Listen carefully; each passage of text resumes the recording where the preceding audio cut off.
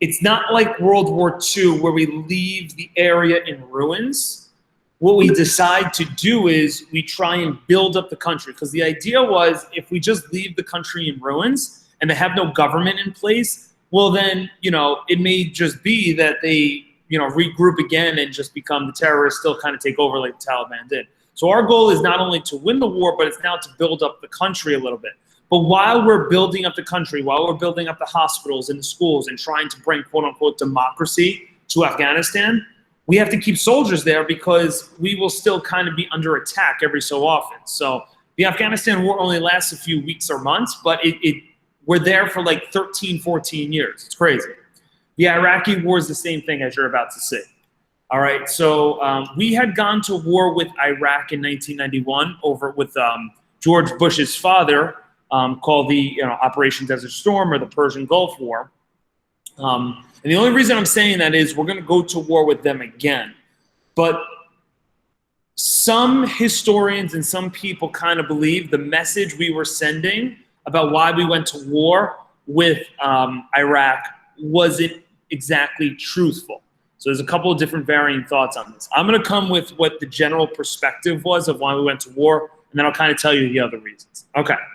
So George W. Bush basically got intel that the country of Iraq was holding what's called weapons of mass destruction. These were usually biological biological tools or chemical tools, or just like secret bombs that could cause a lot of damage. So instead of saying all of that, they just called them WMDs. And we had satellites, we had intel that basically this was being held by Iraq. Now, for those that don't remember, Iraq was held by a dictator at the time. We learned about him earlier. His name was Saddam Hussein. He's still in power, okay? When you go through dictators of the world, was he Adolf Hitler? No. Was he, exactly, Mahatma Gandhi? No, either. All right, he was definitely doing some pretty bad things. He was often known for, you'll learn in Iraq that there were two different groups of people, and the people that were against him sometimes were gassed and killed. So he was not a particularly nice leader, so to speak. So we don't want this particular individual having weapons that could be used against us, as Iraq is one of our biggest enemies. They also were very close friends with North Korea, which you should know are one of our enemies, and Iran, which is also one of our enemies. So a lot of the countries around the West, France, Britain, Russia, were against sending troops, okay, into Iraq. But the United States was quite worried that, after September 11th, this was going to be another major terrorist attack. And you have to understand, back in 2003, this was one of the biggest fears everyone had at the time. All right, when's there going to be another terrorist attack? So if you look here on the top right, okay, you'll see some actual chlorine and phenol plants where you're going to have some of those biological and chemical wars, weapons put together. So they are there. Our intel was that they were there. So we asked to kind of go in and investigate, sort of thing, because those are against the laws of the United Nations. And they said no. All right, they wouldn't allow us to go in. So the next step was, through the United Nations, we're going to try and send troops into Iraq. Okay. Now, this is a tough question, but I need to ask you something. Do you guys remember, after the Vietnam War, we passed a law that basically said the president is only allowed to have a military operation for 6 weeks. After 6 weeks, they need to leave or declare war. Does anyone remember what that law was called? This is review for the regions. Yes. Okay, it's called the War Powers Act. So pretty much George Bush knows that he needs to kind of get this war done in 6 weeks. Same thing with the Afghanistan war. Otherwise, he has to declare war, and that's not something he wants to do. So we're going to send our troops over into Iraq. I'm sorry, not 6 weeks. It was 60 days. Correct. All right, 60 days is correct. All right. So long story short, we're going to take over Iraq in a few days. I mean, it's not going to take long. We're going to capture their leader, Saddam Hussein, and we're going to hold him as a prisoner of war. So the mission was a success. Okay, there were very few American soldiers lost comparatively to other wars, and we were able to topple the dictator from power. Okay, so where is the controversy? Well, number one, the message of why we joined the Iraqi war was to stop the weapons of mass destruction. To be honest, when we arrived, we found no evidence of weapons of mass destruction. We found no chemical weapons, we found no biological weapons, we found no nuclear weapons. We didn't find anything like that. So now it goes to, okay, was George Bush incorrect or was George Bush lying? That's the more debated, controversial thing, all right? If they found weapons of mass destruction, I don't think there's any issue of us going in there, so to speak, to prevent that from another terrorist attack happening. But they never found it. So it became kind of controversial, okay? Did we topple the dictator that didn't like us very much? Yes, that is a positive thing, I guess you'd say. But the reason we went in there, we didn't find anything. All right, so the controversy is, was he lying or was he inaccurate? There's differing opinions on it. There's also kind of a theory, and I didn't go over this. This is more about deeper U.S. history.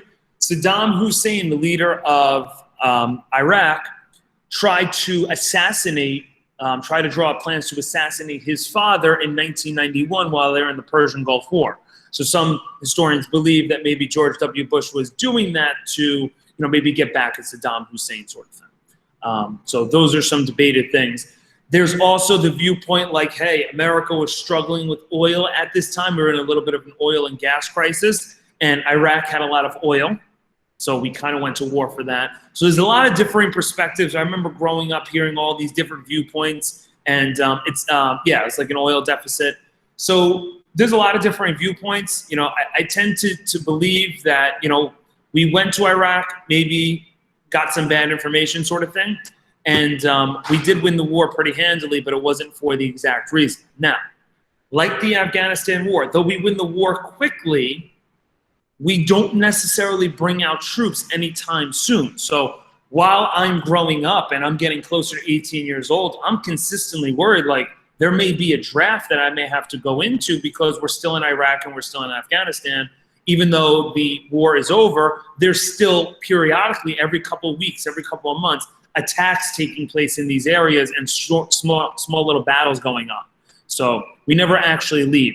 One of the bigger mistakes George Bush made as a president, and I think he'd be the first to tell you, is this moment. Okay, so I'm going to show you a video here that takes place 2 months after we invaded Iraq and we won the war, so to speak. So take a look at this video. He's going to fly in on a plane because he was a former pilot in the military. And he's going to fly in on a plane. You're going to see that. And then he's going to dress up as president and make his speech. Listen to the speech and you'll see the mistake he makes.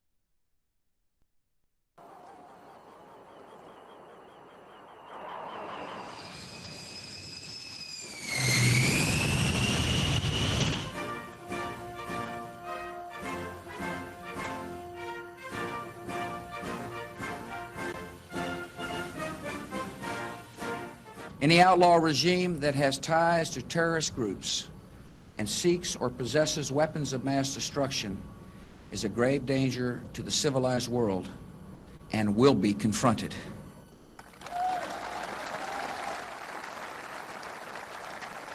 We've begun the search for hidden chemical and biological weapons and already know of hundreds of sites that will be investigated. Nice, you like it? Yeah, fantastic. The transition from dictatorship to democracy will take time, but it is worth every effort. Our coalition will stay until our work is done.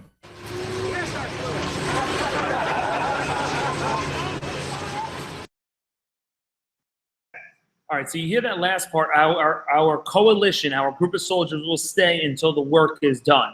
Now, people took that as a couple months sort of thing. No. It lasted a long time. There's also a very big visual problem, and you're going to see it in the photo here. What do you notice at the back of this picture? What does it say?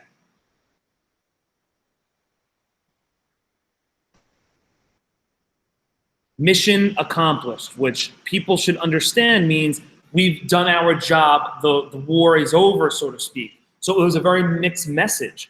people saw this, they heard the speech, and people saw and interpreted that we're getting out of Iraq, everything's over. That's not how it worked whatsoever. So he had a very big blunder in this area, just like saying that, you know, mission accomplished, we've been a success, war is over, we're going to transfer to a democracy in Iraq, Saddam Hussein's gone. But it wasn't mission accomplished. The mission had in some ways only just begun. And this was a big mistake. All right, a lot of people are very upset about this. So even though we win both wars, Iraq and Afghanistan, we stay there to help build up a new government, new leaders, new schools. Okay, we're not just going to leave the place in ruins. Okay, this new way of fighting is we want to establish a democracy in the Middle East, in these countries that were once enemies for us. You know what? We got to really help out.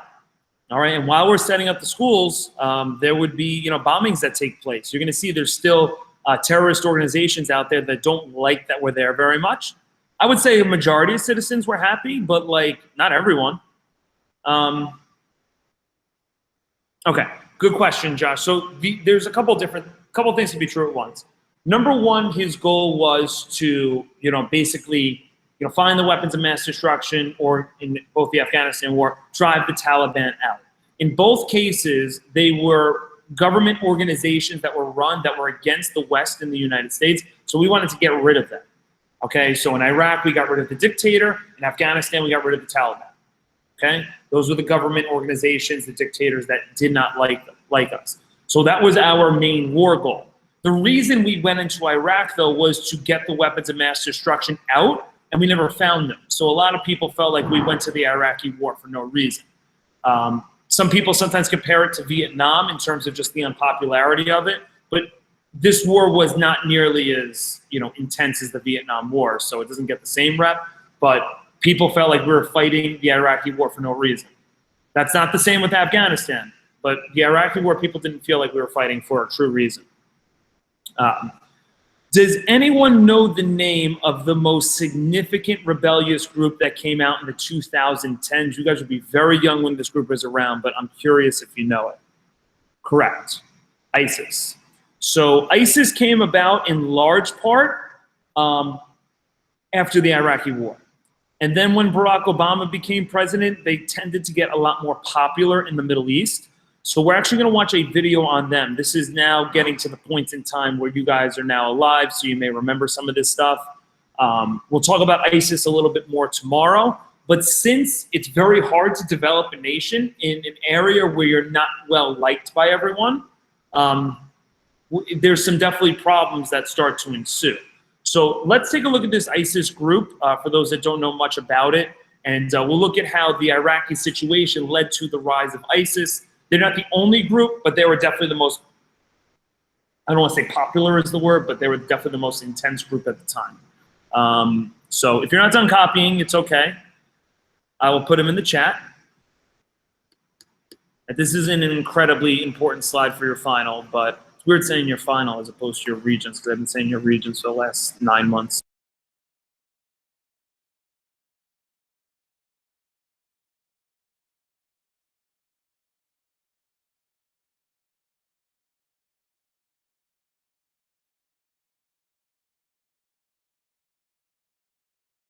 Oh dear, just when you thought the Iraq problem was solved because you haven't heard about it for a while, everything's back to murderous chaos and terror.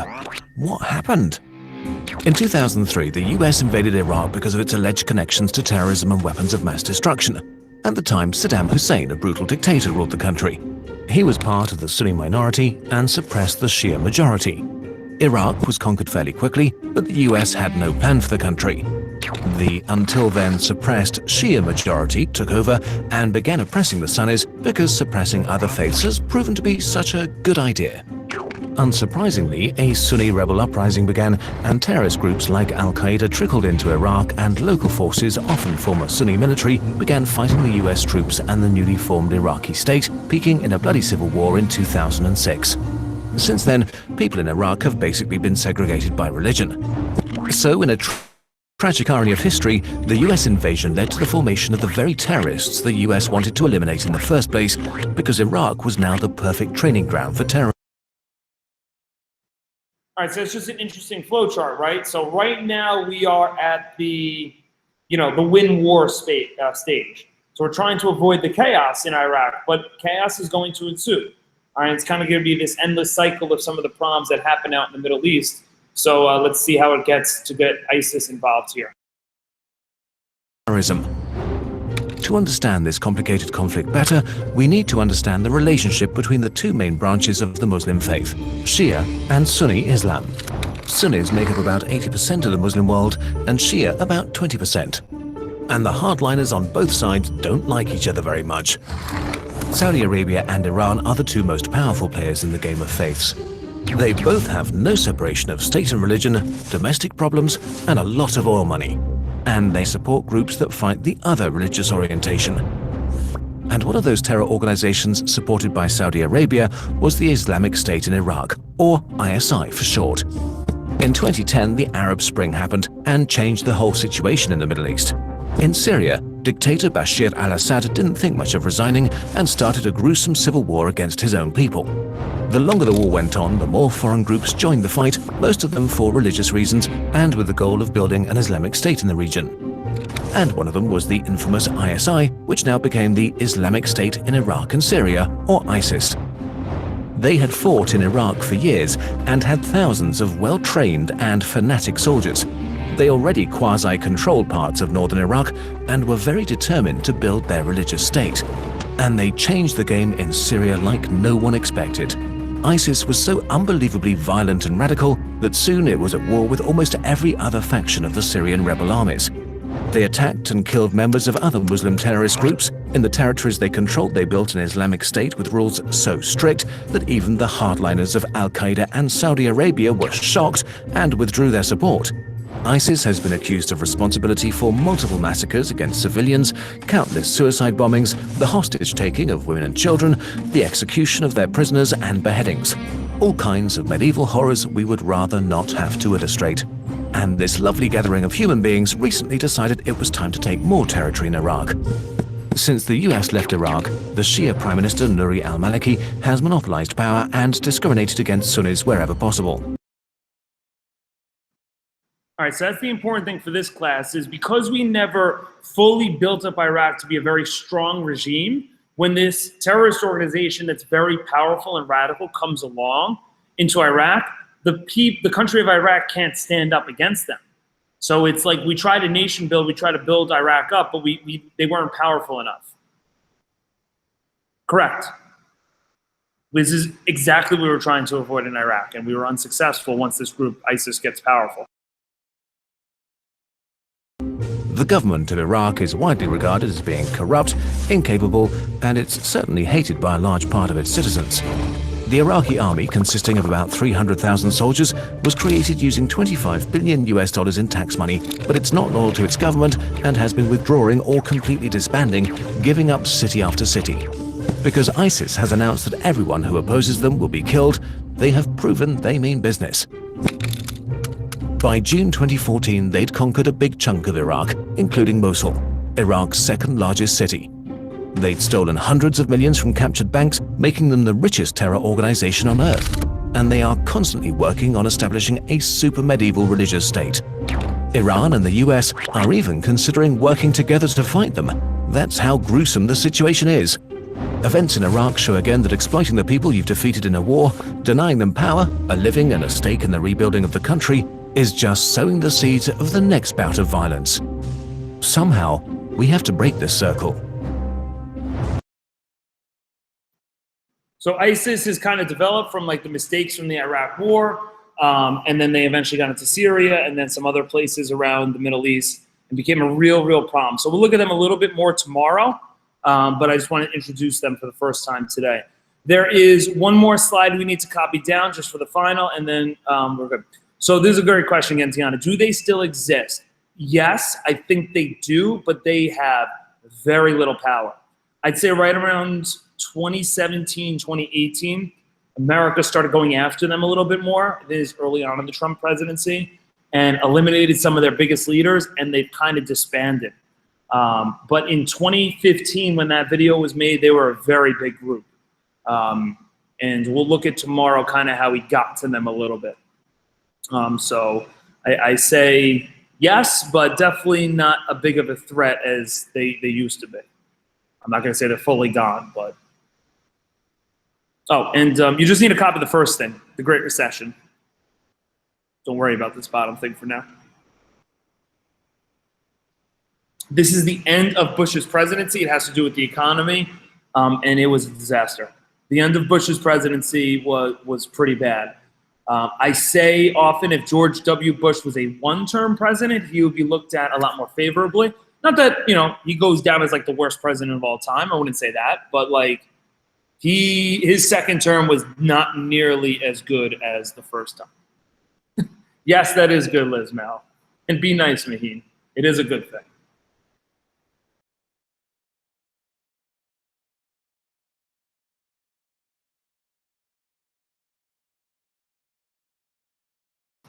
It's no problem.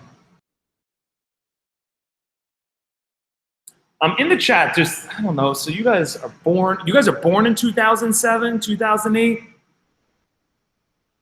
that the year you guys were born? 2006, 2007, okay. So you guys actually were born and were living through a kind of tough economic time, not necessarily the Great Depression by any means, but you'll notice a lot of the mistakes we made that led to the Great Depression led to what's known as the Great Recession. And this was a huge economic issue, at least one of the biggest ones in the last 25 years. So we'll talk about how and why it came about.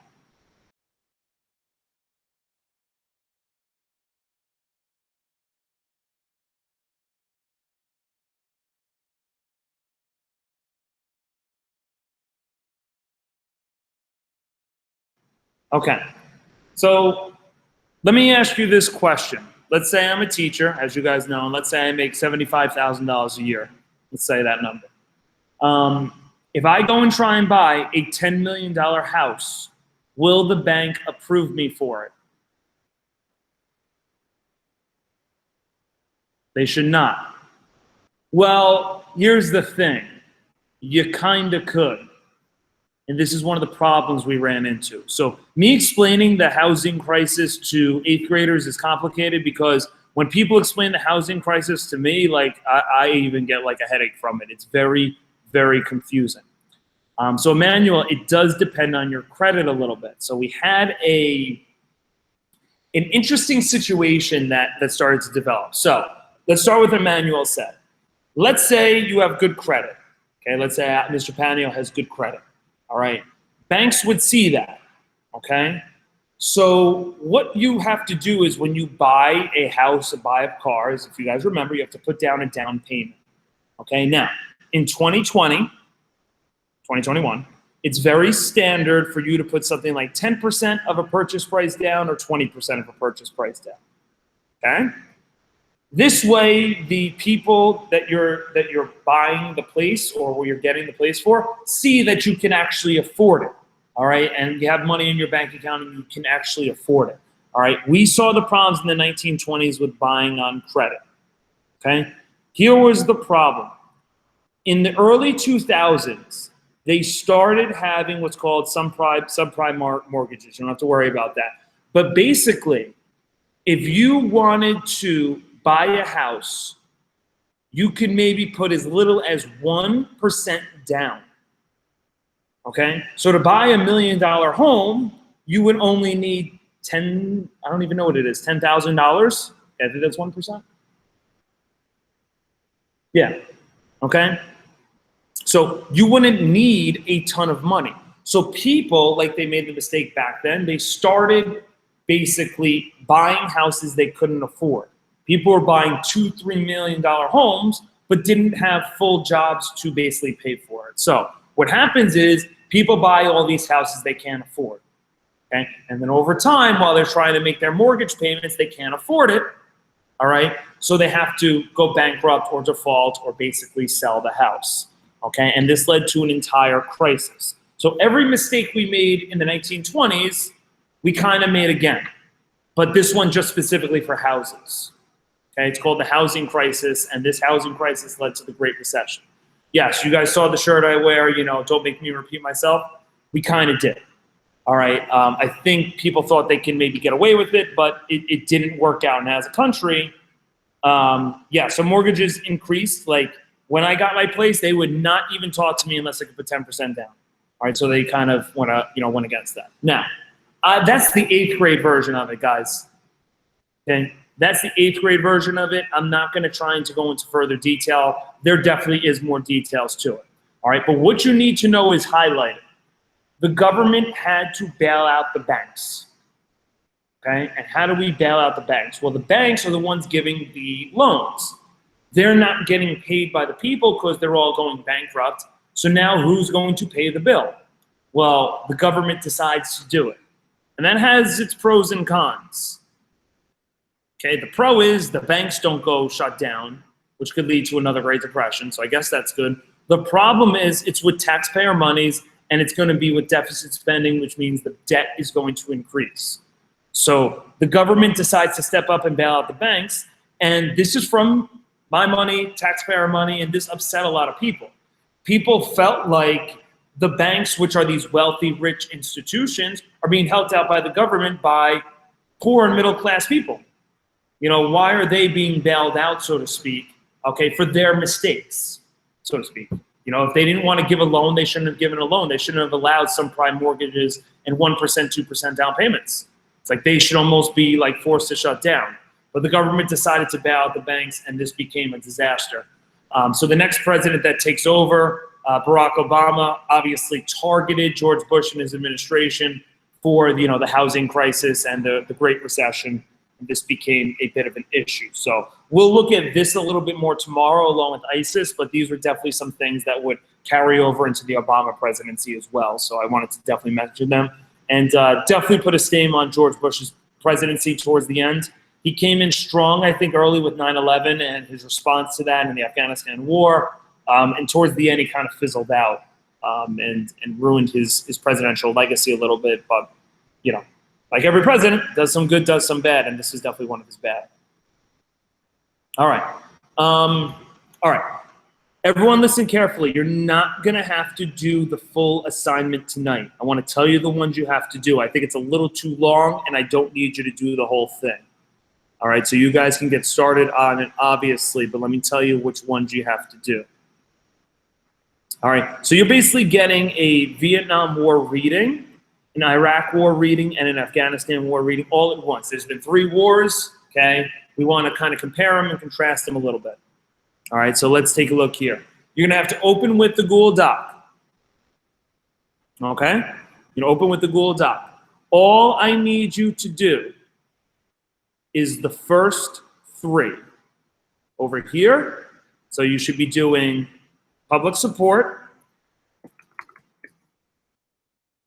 policy, military strategy. I'm writing this in the chat.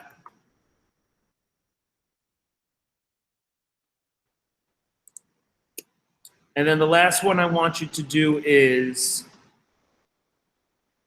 links to home. Am I breaking up, guys? Can you hear me?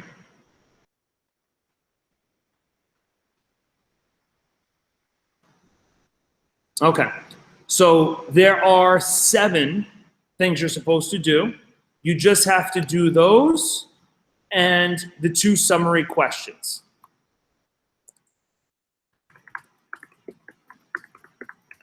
Okay. I'm going to copy this and also paste it into the Google Classroom. I'm gonna put it, you can see me do it. Put it right into the Google Classroom, right at the top for what you have to do.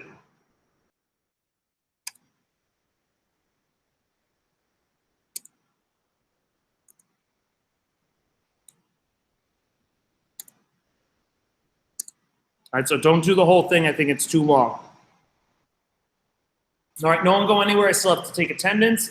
Obviously, I won't be here tomorrow, so I'm sorry about that. But you'll get your final lesson, and then we will get into our final review for your final exam on the 18th.